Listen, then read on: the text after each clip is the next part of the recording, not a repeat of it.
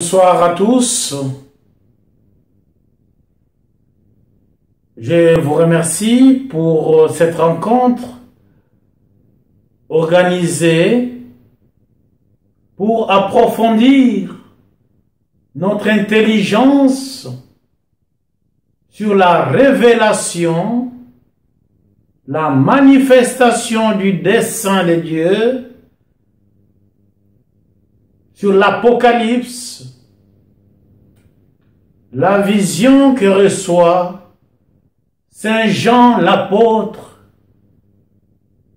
et le dernier apôtre.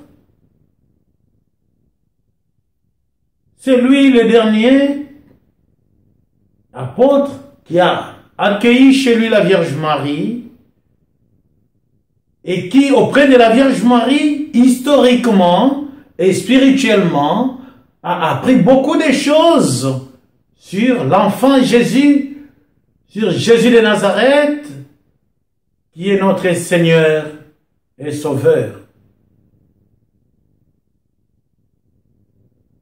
Ce qui nous rassemble ce soir, c'est de voir dans la vision de Saint Jean le concept, le mot, la ville, Babylone. La dernière fois, nous avons parlé de la femme et du dragon. Parlant de la femme, je disais, cette femme, c'est l'Église. C'est la femme spirituelle. C'est l'icône de Marie, la mère de Jésus, qui enfante dans la douleur, comme l'Église enfante dans la douleur. C'est cette femme vêtue de soleil, comme le dit le livre d'Apocalypse, au chapitre 12, verset 1. La femme vêtue de soleil s'oppose à la femme que met sur son chemin le dragon. Et cette femme que le dragon met sur son chemin, qui n'est pas une femme céleste, une femme terrestre, c'est bien Babylone. Babylone qui nous fait penser à Babel. Babel, lieu de désordre. On ne va plus construire la tour. Babylone, cette ville qui devient une ville personnifiée. Une ville personnifiée, le livre d'Apocalypse le dit, au chapitre 17, versets 1 et 2. Et vint un de sept anges qui avait les 7 coupes, et il parla avec moi, disant, viens, que je te montre le jugement de la grande prostituée, qui est assise sur les grandes eaux, avec laquelle se sont prostitués les rois de la terre, et les habitants de la terre se sont enivrés du vin de sa prostitution. Voyez que la ville céleste, la femme céleste, symbolise l'Église. La femme terrestre qui est Babylone, cette ville, symbolise la prostitution. La prostitution, parce que la cité se présente dans le livre d'Apocalypse 17 comme la grande prostituée qui est assise sur les grandes eaux. Le titre que Saint Jean donne en parlant de la grande prostituée, il veut tout simplement dire cette cité cette ville qui est le centre culturel, le centre culturel de l'idolâtrie. C'est le centre de l'idolâtrie, de ce que les gens aiment adorer, aiment contempler, aiment regarder. Qu'est-ce que les gens regardent? Qu'est-ce que les gens apprécient? Même les rois vont se prostituer dans cette ville. C'est Babylone. C'est le lieu, l'emprise du démon. La Babylone devient l'emprise du démon parce que dans la ville, il n'y a plus Dieu, il n'y a plus de valeur. Regardez autour de vous. Regardez les villes, les cités, même les campagnes, où il n'y a pas de valeurs humaines, où il n'y a pas Dieu. Qu'est-ce qu'il en ressort? L'abomination des valeurs contraires aux mœurs, des valeurs destructives, des valeurs qui déshonorent. Et Babylone est dans cette situation. Étant dans cette situation, le verbe qu'utilise Saint Jean, c'est le verbe asseoir. Donc sur le plan religieux, le verbe asseoir fait penser à un personnage régnant sur les grandes eaux. Donc Babylone posée sur les grandes eaux fait penser à un personnage. C'est comme si la prostituée était assise sur un trône, mais c'est sur les grandes eaux. Par le fait de s'asseoir, on voit bien que dans la ville, il y a une grande prostitution qui se réalise. Et la grande prostitution règne à la fois sur la terre et sur la mer. Parce que Babylone est assise sur la grande eau. Rappelez-vous, nous parlions autrefois des bêtes de la mer. Bêtes de la mer, ce sont des dictateurs, ce sont des grands qui s'imposent, ce sont des rois, ce sont des princes qui s'imposent dans le gouvernement. Et Babylone est assise sur ces princes. Ces princes se prostituent, ces rois se prostituent, ces dictateurs, ces personnages importants font la prostitution avec Babylone. Mais il y a aussi des faux prophètes, les habitants de la terre, avec leurs faux prophètes, bêtes de la terre, ce sont des faux prophètes. Les bêtes de la terre avec leurs habitants se prostituent dans la ville, dans Babylone. Babylone a l'emprise sur les bêtes de la terre, sur les bêtes de la mer, sur les habitants, sur l'eau, parce que elle a quelque chose qu'elle estime de valeur, son être de prostituée. Vous vous rendez compte à quel point une femme, un homme qui se prostitue se considère comme étant un être de valeur plus que son client ou sa cliente. Parce que le client ou la cliente qui va chez la prostituée, chez les prostituées, et à l'insécurité. Et en position de faiblesse, la prostituée, le prostitué peut lui faire du mal, peut appeler la police pour chercher à se protéger, pour chercher à se venger. Vous voyez à quel point même ceux qui commandent se retrouvent faibles devant Babylone, devant la prostituée. L'ange confie ensuite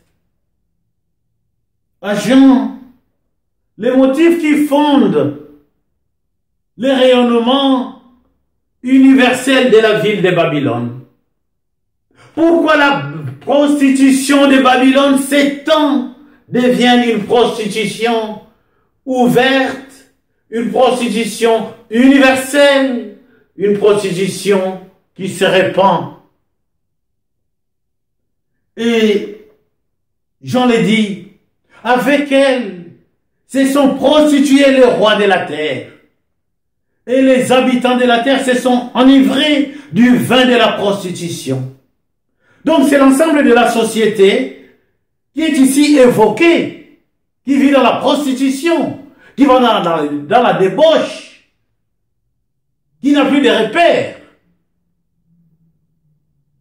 C'est notre société. C'est la société dans laquelle vous et moi, nous vivons, nous nous rencontrons, nous échangeons des pensées, des idées, aussi bien spirituelles que morales, que scientifiques. C'est cette société. Une société qui n'a pas de valeur, c'est une société qui se prostitue, une société sans Dieu, sans référence, sans spiritualité. C'est une société qui vit dans le désordre total. Est-ce que Babylone, ce n'est pas notre cœur? Ce n'est pas votre cœur? Ce n'est pas mon cœur? Ne sommes-nous pas Babylone? Ce que nous reprochons de la cité, on ne le retrouve pas en nous. Avons-nous encore des valeurs?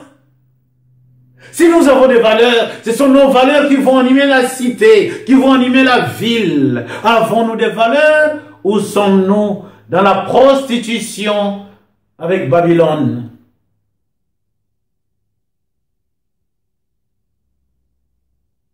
Babylone est encore présent en nous. Au lieu de laisser le trône au roi des rois qui est le Christ Seigneur, beaucoup d'entre nous occupent eux-mêmes la chaise, le fauteuil de leur cœur, le trône de leur cœur. Ils sont assis eux-mêmes. Ils croient commander et ils croient demander au Christ de se mettre à genoux devant eux. Mais le Christ ne le fera jamais. Il est naguère étonnant, mais aussi surprenant, de voir combien ne veulent pas laisser le Christ diriger leur vie. Combien même ceux qui prient, combien même ceux qui prêchent, occupent encore les fauteuils de leur vie, la chaise de leur cœur, le trône royal du royaume céleste, de leur âme, de leur vie. Oui, nous sommes dans Babylone. Tout est occupé. Et le peuple, c'est-à-dire les habitants et les rois, nous sommes dans le même sac. Dans le sac de la fornication, dans le sac de l'idolâtrie, dans le sac de la prostitution. Nous communions tous, sans exception, à l'idolâtrie du dragon, à l'idolâtrie que le dragon nous a présentée, parce que le dragon sait combien nous sommes faibles. Il nous a eus. Et nous nous sommes fait avoir. Et le dragon l'exprime par le verbe la fornication. Forniquer. Le peuple, eux aussi, se sont forniqués. Eux aussi se sont exaltés par la rupture envers les liens moraux de la révélation divine. Nous nous coupons nous-mêmes. Et librement, chacun, on n'a pas accusé qui que ce soit. Chacun librement, volontairement, rompt sa relation avec le spirituel et se croit maître de sa vie. Maître de sa vie parce qu'on embrasse Babylone, on embrasse les idées du dragon. Les idées de Satan.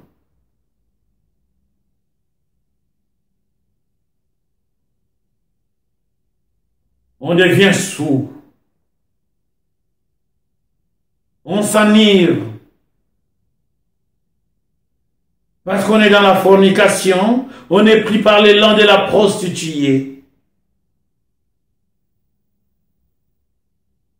Et c'est le vin de la femme.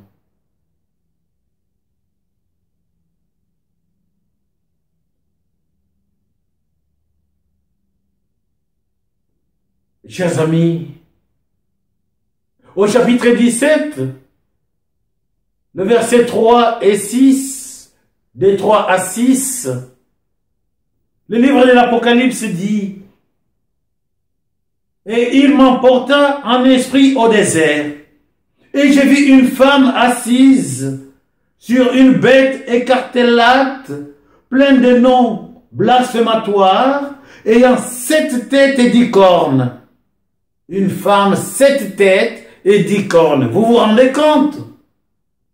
Et la femme était vêtue de pourpre et d'écarlate, et toute dorée d'or, et de pierres précieuses, et de perles.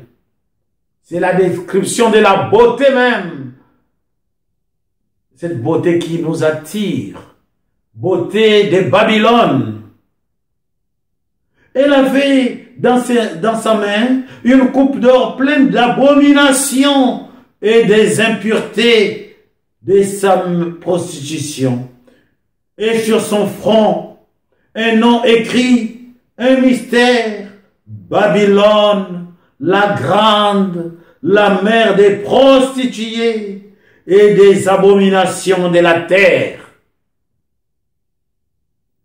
Et j'ai vu, dit Saint Jean, cette femme s'enivrer du sang des saints et du sang des martyrs de Jésus.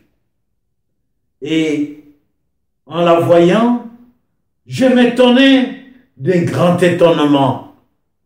Apocalypse 17, 3 à 6.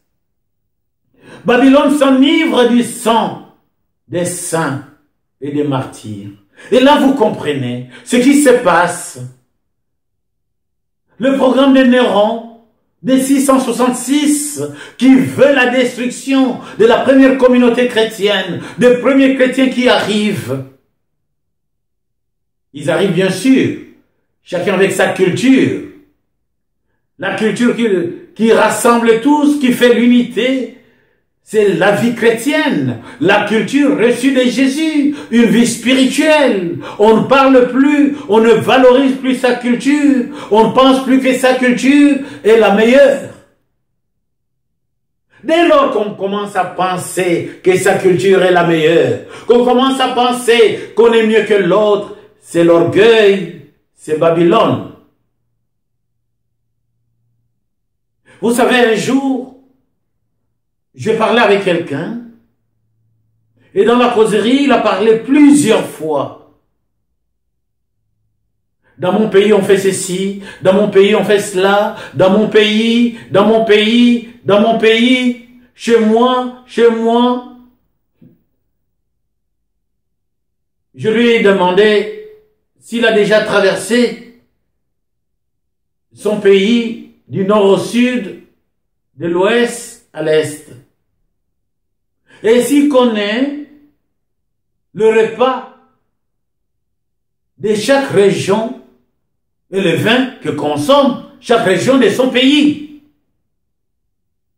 Parce que valoriser sa culture, c'est valoriser tous les pays dans son ensemble. Connaître et valoriser la culture de chaque coin. Mais comment voulez-vous que quelqu'un qui n'a jamais été au sud de son pays, ou qui ne sait pas, qui sait que la mer existe dans son pays, mais lui qui vit dans la forêt équatoriale, qui n'a jamais été là où il y a la mer, mais qui va parler tout le temps de son pays, qui va valoriser ce pays, l'esprit de patriotisme plus que l'esprit religieux. Il y a de quoi se poser des questions. Est-il vraiment chrétien? A-t-il compris que son royaume n'est pas de ce monde? Ne va-t-il pas valoriser son pays comme ce pays qui doit devenir le royaume des cieux? Quelle est la référence de la valorisation de son pays, de sa culture? Ne sera-t-il pas ce pays comparable à Babylone, qui ne boit que les sangs des saints et des martyrs? Des martyrs, c'est-à-dire des témoins. Les saints, c'est-à-dire ceux qui ont lavé leur habit dans le sang de l'agneau. Et ceux-là l'ont lavé déjà depuis les jours de baptême. Ce sont eux les saints. Ce sont eux qui doivent vivre dans la sainteté, parce qu'ils ont été marqués par la présence de Dieu Père, Fils et Esprit Saint, et ils sont devenus l'inhabitation du Saint-Esprit, c'est-à-dire le temple du Saint-Esprit, la demeure du Dieu très haut, la demeure du Père, du Fils et du Saint-Esprit.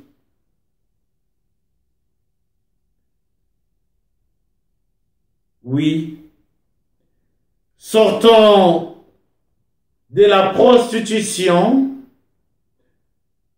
laissons à Dragon contempler seul la femme qu'il nous impose.